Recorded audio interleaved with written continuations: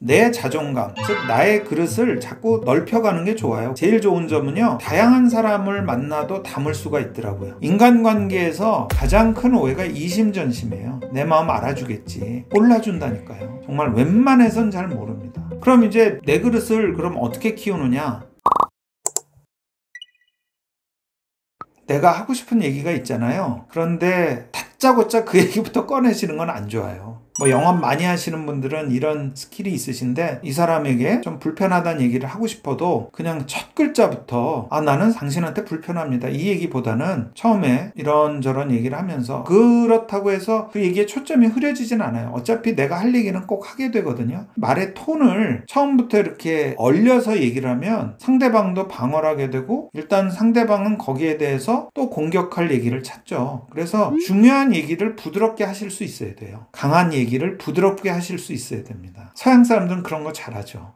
웃으면서 미안하다, 유감이다, 근데 나도 더 이상 할 수 있는 방법이 없다, 이런 얘기를 참 웃으면서 냉정하게 잘하죠. 우리나라 분들은 그 얘기를 하려면 나도 얼굴이 굳어지고 또 심각해지고, 그러다가 혹시라도 이 얘기를 하는데 좀 그 보탬이 될까 해서 술자리에라도 가서 얘기하다 보면 또 술은 더 판단력을 흐리게 해서 중요한 얘기를 하는데 또 더 망가뜨리는 경우가 있어요. 그래서 저는 우선 중요한 얘기, 특히 불편한 얘기를 해야 될 때는 술 말고 차를 드시면서, 커피를 드시면서 맨정신에 바싹 긴장하고 하시라는 거. 그리고 그렇다고 해서 얼굴이 굳고 다짜고짜 그냥 직진하셔서 단도직입적으로 얘기하시는 거는 좀 말리고 싶고요. 커피 향이 좋다, 날씨도 참 좋고 이렇다라고 하면서 이렇게 상대방도 내 얘기를 들을 준비를 하시게 하는 게 좋죠. 제일 그 말을 잘 못하시는 분들은 자기 얘기만 할 얘기가 준비돼서 처음부터 그냥 말창고를 바로 열어버리는 거예요. 그냥 예를 들면 식당에 갔을 때 안녕하세요, 그리고 식당 참 깨끗하네요, 그리고 맛있어 보여서 들어왔어요, 그리고 그냥 여기 된장찌개 한 그릇 주세요 시켜도 되거든요. 그럼 뭐 반찬이라도 하나 더 나올 텐데, 들어오자마자 그냥 된장찌개 하나요? 이거는 주문 받는 분도 마찬가지예요. 어서 오세요, 뭐 드릴까요?와 뭐요? 그리고 들어갔을 때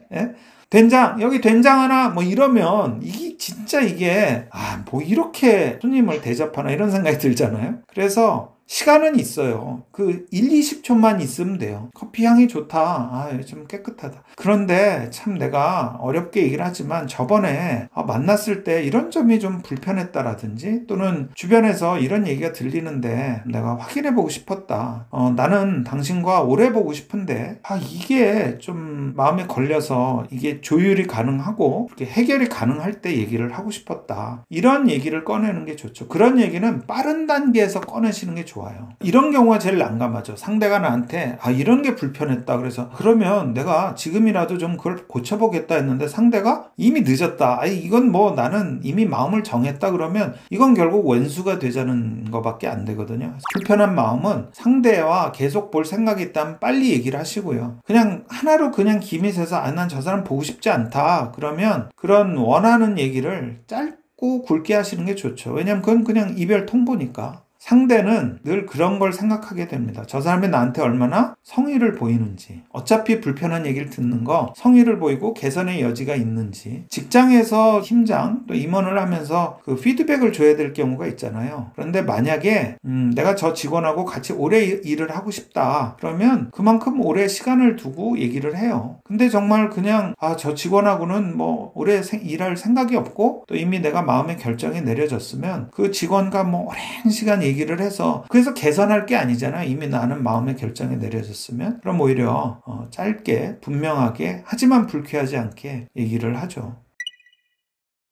인간관계에서 가장 큰 오해가 이심전심이에요. 내 마음 알아주겠지, 몰라준다니까요. 사람은 상대 마음 몰라요. 정말 웬만해선 잘 모릅니다. 아무리 얘기해도 상대가 내 마음을 알아주겠지 하는 거는 진짜 큰 오해예요. 요즘은 얘기를 하셔야 돼요. 좋은 거든 싫은 거든 얘기를 하셔야 되고, 그래서 이제 말이 자꾸 중요해지는 거죠. 근데 말은 또 이 말 잘하시는 분들이 오히려 말 실수를 많이 하세요. 그래서 순발력에 의존하시는데 그러시면 안 돼요. 오히려 써서 가서 읽으시는 게 나아요. 그래서 정말 그냥 이 얘기 저 얘기하는 수다 아니면 친구랑 얘기하든 누구와든 얘기하든 간에 좀 정리된 멘트가 필요하죠. 좋은 인상을 주는 방법은요, 다른 거 없어요. 상대방 칭찬하세요. 상대방에게 칭찬할 모습을 찾으세요. 그래서 내가 저 사람에게 꼭 칭찬은 하나 하고 헤어지시는 거죠. 친구든 상사든 거래처든 꼭 칭찬 하나. 또 그 칭찬이 진실이면 좋죠. 근데 진실이 아니어도 립 서비스라 하더라도 칭찬을 꼭 하고 헤어지세요. 일일 일 칭찬이 아니고요. 한 사람당 한 칭찬 꼭 해주십시오. 그런 분들은 늘 좋은 인상을 줍니다. 칭찬에 인색하실 필요 없어요. 근데 이제 칭찬을 잘 못하는 분들은 제가 보면 센스가 없는 분들이에요. 칭찬거리를 못 찾는 분들이죠. 상대방에게. 칭찬할 거리가 왜 없겠어요. 제가 미국에서 공부할 때는 남자는 넥타이, 여성 같은 경우는 머리 핀이나 액세서리 뭐 이런 거 칭찬하라고 하더라고요. 정말 칭찬할 거리가 없다면. 근데 요즘은 저는 보면 그분께도 참 배울 게 늘 있고 또 배운 게 있고 그리고 얘기를 나눌 게 있고 좋은 얘기를 해드릴 게 늘 있더라고요. 뭐 서비스 이런 거에 의한 별점 매기잖아요. 근데 그중에 예를 들어서 내가 별이 1개든 2개든 뭔가 마음에 드신 거 있잖아요. 또 그거 꼭 물어보잖아요. 뭐가 마음에 들었냐, 뭐 서비스가 좋았냐, 뭐 실내가 깨끗했냐. 그런 거 하나라도 좀 칭찬을 꼭 하세요. 언제까지 하시면 좋으냐? 상대방이 믿을 때까지 하시면 좋아요.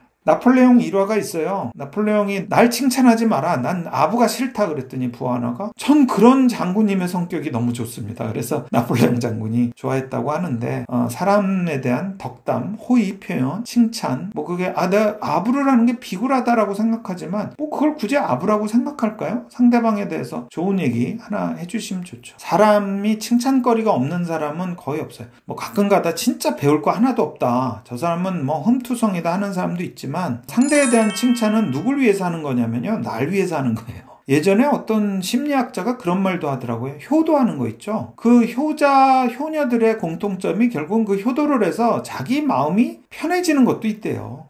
자기 만족감도 있답니다. 그러니까 칭찬은 제가 생각할 때는 나를 위해서 하는 거고 나를 위해서 하는 거니까 아낄 필요 없죠. 많이 해주시면 좋을 것 같아요. 이게 자존감은 내 그릇이거든요. 그래서 나를 존중하는 마음이 아니고 자존감은 내 크기예요. 그러니까 내가 자존감에 상처를 받을 때는 언제냐면 내 그릇보다 작은 게 담겼을 땐 상처를 안 받아요. 근데 내 그릇보다 큰 게 들어와서 내가 다 담지 못했을 때 그릇이 깨지면서 상처를 받거든요. 그러니까 결국은 내가 자존감에 상처를 안 받으려면 그 그릇의 크기를 자꾸 늘리는 수밖에 없어요. 그렇다 해서 무슨 큰 그릇이 되라, 뭐 떡잎 나무 뭐 이런 게 되라는 게 아니고요. 내가 못 담을 것 같으면 지금은 하는 게 아니죠. 사람 관계도 똑같습니다. 상대가 정말 말썽쟁이에요. 근데 그래도 내가 품고 가야지. 그런데 그때마다 내가 마음이 안 좋고 상처를 받고 불편하고 이건 내 그릇이 담을 생각이 없거나 아니면 아직 내가 그릇이 좁은 거죠. 그래서 내 자존감, 즉 나의 그릇을 자꾸 넓혀가는 게 좋아요. 그러면 제일 좋은 점은요. 다양한 사람을 만나도 담을 수가 있더라고요. 내가 마음의 그릇이 크면 그냥 누가 이렇게 들어와도 내 그릇이 좀 여유가 있으니까 담을 수가 있죠. 그럼 이제 내 그릇을 그럼 어떻게 키우느냐?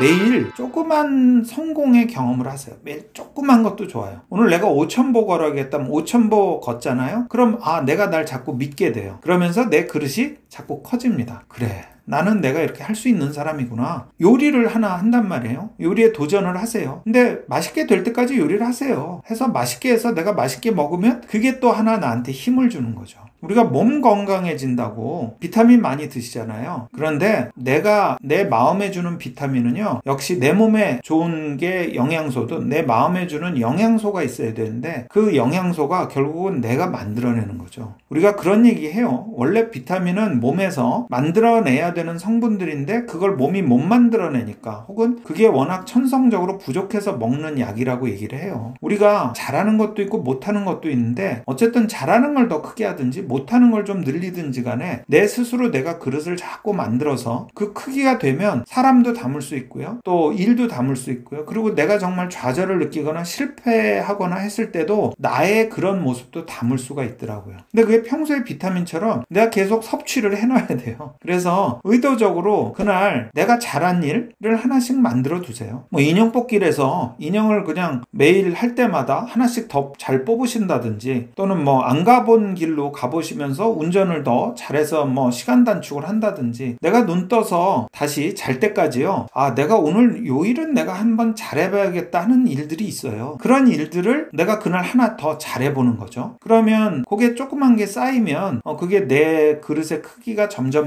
커지는 거죠. 많은 분들이 책을 읽으시잖아요. 그 책을 읽으시는 건 내가 일일이 다 경험해 볼 수 없으니 잘한 사람 걸 자꾸 읽어서 그 사람으로부터 내가 용기를 얻는 거거든요. 그러면서 내 그릇이 이제 자꾸 커지려고 하는 거거든요. 그런데 달리려면 말 위에서 내려오셔야 돼요. 예. 그래서 자꾸 이렇게 남의 책 읽고 남의 글 읽고 그걸로 내가 커진다고 생각하지 마시고요. 그냥 당장 내가 오늘 요것만 하시는 거예요. 요것만 한번 해서 내가 그것만 성공을 해보는 거죠. 저는 어릴 때 이 피규어 만드는 걸 좋아했거든요. 그래서 이 피규어 하나만 잘 만들어도 그날 뿌듯해요. 예. 그런 것처럼 주로 뭐 취미라든지 아니면 뭐 일에 있어서도 그렇고 내가 요거는 오늘 한번 잘 끝내봐야지. 근데 매일 그게 하나씩만 있어 보세요. 매일 내가 그런 성공의 경험이 있다면 점점점 어느새 모르게 내가 이렇게 그릇이 커지는 거죠. 우리 운동하는 분들이 0.0001초를 단축하기 위해서 매일 1000m씩 뛰지 않겠어요? 단지고 1cm를 더 높이 뛰기 위해서 끊임없이 장대 높이 뛰기를 하고 있지 않을까요? 그래서 우리도 매일 그렇게 0.0001초 단 1cm라도 높이기 위해서 계속 그날 시도를 하시면서 그 대신 그걸 한 번씩 넘을 때마다 그 기록을 깰 때마다 얼마나 기분 좋을까요?